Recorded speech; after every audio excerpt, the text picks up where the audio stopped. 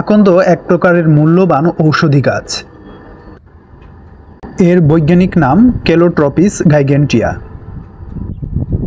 বাংলাদেশের বিভিন্ন জনপদের রাস্তাঘাটের পাশে এই গাছ একসময় অনেক দেখা যেত, তবে গ্রামগঞ্জে এখনও খোঁজ করলে এটিকে পাওয়া যায় অহরহই। আয়ুর্বেদ ও ইউনানি চিকিৎসায় এর ছাল, পাতা, ফুল, মূল ও কষ ব্যবহার করা হয়। আকন্দ চুলের রোগ সারাতে, ব্যথা কমাতে, হাঁপানি ও বিষনাশে বিশেষ কার্যকরী।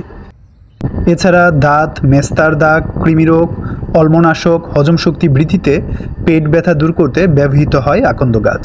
বীজ থেকে চারা রোপণের 2 থেকে 3 বছর পর থেকে এই গাছের পাতা, ফুল, শিকড়, কাণ্ড, আঠা ঔষধ হিসেবে ব্যবহার করার জন্য উপযুক্ত হয়। বাংলাদেশ সহ Indonesia, Malaysia, Philippines, Thailand, Sri Lanka, Bharat, চীন, পাকিস্তান ও নেপালে এই উদ্ভিদটি পাওয়া যায়।